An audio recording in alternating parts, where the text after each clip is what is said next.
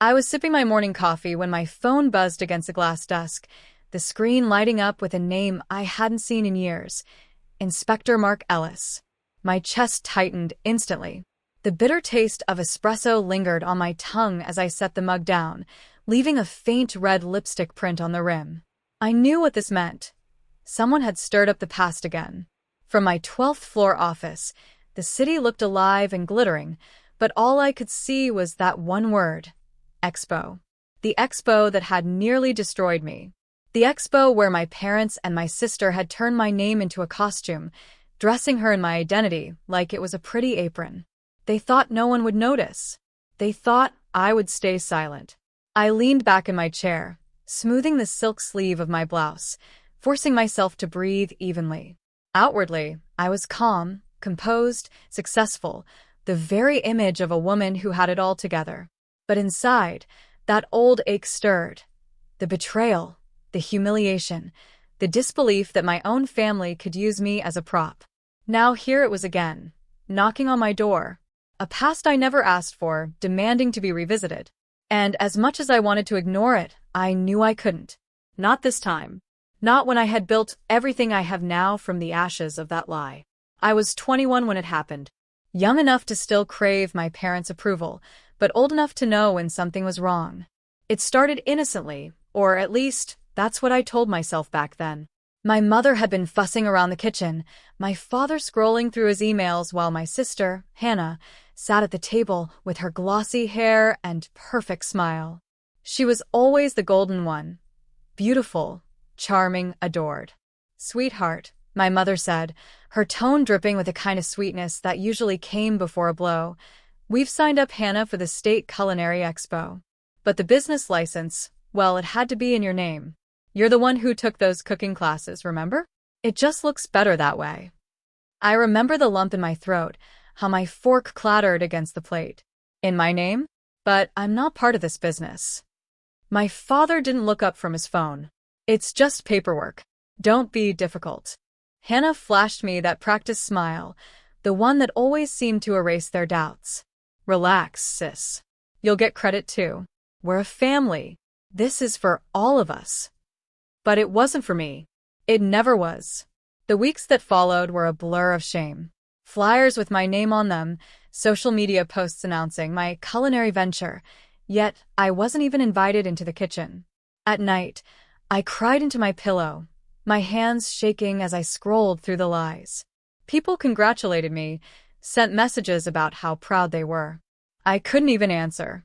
The final blow came when I found my grandmother's old recipe book, the one she'd given me when I was 16, sitting on the counter, stained and dog-eared from Hannah's careless use. That book was mine, filled with notes written in Grandma's looping handwriting, small stars drawn next to the dishes we cooked together on Sunday afternoons. It was more than paper and ink. It was her voice, her love, her legacy. Seeing it there, co-opted and dirted by a business I hadn't chosen, something in me snapped. That night, I packed the book into my bag and told myself I wouldn't be their shadow anymore. If they wanted to build a fake empire, they could do it without me. I would build something real, even if it meant starting with nothing but recipes scribbled in a fading hand. Leaving home felt like peeling off a layer of skin, raw, exposed, terrifying. I had no savings worth mentioning, no investors, no one cheering me on. All I had was that battered recipe book, a secondhand laptop, and the stubborn conviction that if I didn't carve my own path now, I never would. I rented a tiny studio apartment above a laundromat. The walls were so thin I could hear the hum of dryers through the night, but it was mine. Every morning, I spread Grandma's book across the chipped counter, turning its stained pages like scripture. I cooked in a kitchen that barely had space for 2 pots, sometimes burning my fingers, sometimes collapsing into tears when a dish didn't turn out. But little by little I learned.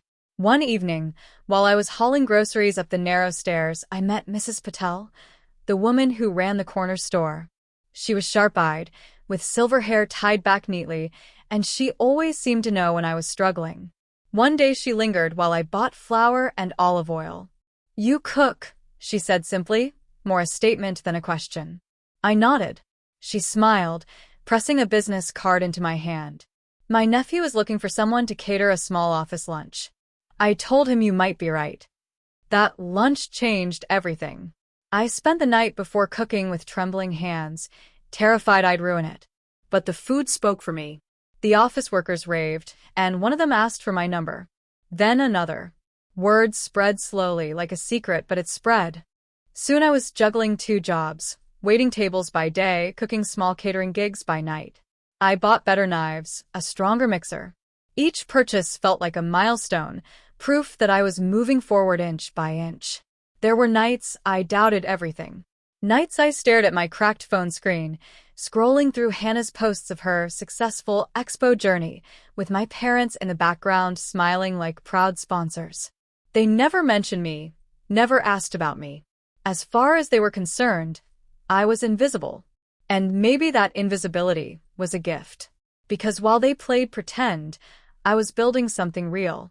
When Mrs. Patel introduced me to her friend, an actual event planner, my world shifted again. This woman, sharp-suited and no-nonsense, looked me over as I nervously set a plate of food before her. "Not bad," she said after the first bite. "You've got potential, but you need structure, branding, and confidence. I can't sell you if you can't sell yourself." She became my first real mentor, pushing me to see myself not as a girl running odd catering jobs, but as the founder of a business. Under her guidance, I registered my company in my own name for the first time. I built a modest website, took professional photos, and slowly the calls started coming.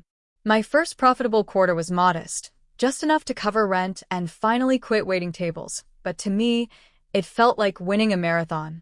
I celebrated alone with a glass of cheap champagne, sitting cross-legged on the floor, staring at the future I was creating. I kept my success quiet. My family thought I was barely scraping by, and I let them think that. Because the less they knew, the safer my dream felt. The message from Inspector Mark Ellis was short and sharp. "We need to talk. Urgent." Regarding the 2018 Expo. My stomach flipped, but this time, I wasn't the scared 21-year-old being trampled by her family's schemes. I was 30 now, with employees depending on me, a thriving catering company under my name, and clients booking me 6 months in advance. I wasn't hiding anymore. When Mark walked into my office 2 days later, he looked older, but the same steady gaze met mine. "I thought you'd want to know," he said, laying down a folder on my desk. "Your family tried to revive the fake business. They were caught again, this time with forged invoices. But before I move forward, I wanted to hear from you directly. Do you want to be associated with this? Or do you want it cleared once and for all?" I glanced around my office before answering. Sunlight poured across the wide oak desk. Behind me hung framed newspaper clippings of my real achievements. Local caterer wins Best New Business Award. Chef brings authentic flavors to city's heart. On the shelf, a small potted basil plant filled the air with its green, peppery scent. My life, my work, my sweat, it was all here. And then I heard voices in the hallway. Familiar ones. When the door opened, my parents and Hannah stepped inside. My mother's eyes darted around the office, widening at the sight of polished furniture and the gleaming logo on the wall. My father's jaw tightened, as though the very air here burned his lungs. Hannah, dressed in pastel perfection, forced a smile, though her eyes flickered with something darker, envy, maybe. "This is your office?" my mother whispered. I let the silence stretch, savoring the way their gazes scanned the evidence of everything they once believed I couldn't do. I gestured to the chairs opposite my desk. "Have a seat." They obeyed, almost automatically, like children called to the principal's office. I folded my hands and spoke evenly. "Yes, this is my company. The company I built after you used my name to prop up Hannah's fake venture. The one that collapsed the moment someone asked real questions. While you were faking invoices and stealing recipes, I was building something that mattered." Hannah's cheeks flushed. "It wasn't like that. Mom and Dad just wanted to help me. Help you." I cut her off, my voice sharper than I intended. "By destroying me? By dragging my name into lies I never agreed to? You didn't just borrow my name, Hannah. You stole my credibility. And you nearly ruined me." The silence was thick. I could see Mark Ellis watching quietly, his pen poised, letting me take the lead. My father cleared his throat. We didn't realize you'd gotten this far. I almost laughed. This far. As if I had stumbled into success by accident, rather than clawing for it with every ounce of strength I had. Clearly, I said, my tone cool but calm. Because if you had, you would have thought twice before trying to use me again. Their faces told the story. Shock, shame, a trace of regret, but mostly disbelief. They had expected to find me small, defeated, maybe desperate enough to bend to their games again. Instead, they found me here, confident, independent, untouchable. For the first time, I saw it, power shifting across the table from them to me. I leaned forward, letting my voice soften, though my words were steel. You wanted to see what I've built? Here it is. This is mine. Not borrowed. Not faked. Mine. Hannah's eyes brimmed with tears. My mother reached for her hand. My father looked away. And for the first time in years, I felt something I never thought I'd feel again in their presence. Control. I let the silence breathe. For once, they weren't filling the air with excuses or commands. They were waiting on me. It was almost surreal, looking at the three people who once dictated every corner of my life, now seated like defendants in my office. I straightened in my chair. Here's how this is going to work. If you want anything from me, my time, my forgiveness, even a place in my life, there are conditions. My mother's lips parted in protest, but I raised a hand. No interruptions. You had your turn. This is mine. Her mouth snapped shut. I turned to my father first. His eyes were hard, as though bracing himself for a fight. Dad, you taught me that lying was acceptable if it got results. You forged papers, you signed contracts in my name, you pushed me into silence. If you want a relationship with me again, that ends here. No more cutting corners, no more backroom deals. You either start living honestly, or you lose me for good. He shifted in his seat, jaw clenched, but said nothing. Next, my mother. Her face was pale, fingers twisting the strap of her handbag. Mom, you always called it helping Hannah, helping the family. But helping meant sacrificing me, every single time. If you want me in your life, then you start valuing me for who I am, not just as a tool to polish Hannah's image. No more manipulations. No more guilt trips. Finally, my eyes landed on Hannah. She looked the smallest I'd ever seen her, stripped of her practice shine. As for you, I said softly, you don't need my name. You don't need my grandmother's recipes. You need to find out who you are without stealing someone else's reflection. I'm not going to fund you, fix you, or let you drag me into your fantasies again. If you want to be in my world, you build something real, with your own hands. Otherwise, we have nothing to talk about.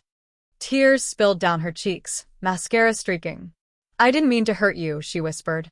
I let out a breath. Maybe not. But you did. And this is your chance to change that. The room was heavy with unspoken things, regret, resentment, maybe even a flicker of shame. I softened my tone, though I kept my spine straight. I don't hate you. I don't even want revenge. I just want peace. And peace only comes with honesty, respect, and boundaries. If you can't give me that, then this is the last time we sit in the same room. Mark Ellis, still standing by the door, gave the slightest nod, as if to say well done. And in that moment I realized this wasn't just about setting terms with them. It was about declaring, out loud, the woman I had become. In the weeks that followed, something remarkable happened. At first, my parents kept their distance. My father avoided calls. My mother's messages were clipped, awkward.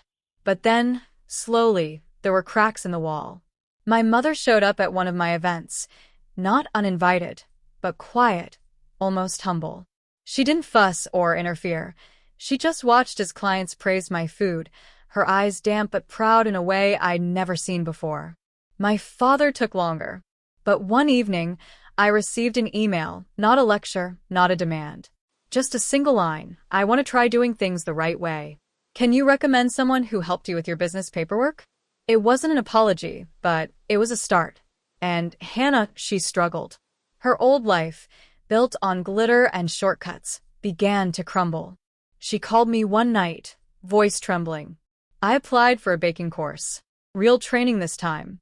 I want to try. For the first time, I believed her. As for me, I found a peace I hadn't known in years. I'd carried so much hurt, so much resentment, but standing my ground had lifted a weight off my chest. I was no longer their pawn. I was the woman who had turned betrayal into fuel, silence into strength. One evening, after a long day of work, I opened Grandma's recipe book again. The pages were softer now, worn from years of use, but her handwriting still danced across the margins, little stars beside dishes, reminders in her gentle tone. Don't forget to taste as you go. I smiled, running my fingers over the ink. She had always believed in me, even when no one else did. And, in a way, it was her voice that had carried me here, to this moment. I closed the book softly, setting it on the shelf above my desk. And as I looked out at the city lights, I let the final thought form in my mind, the thought I'd carry like a banner, the one that summed up everything I had become. They tried to use my name to build a lie, but I used my own name to build the truth.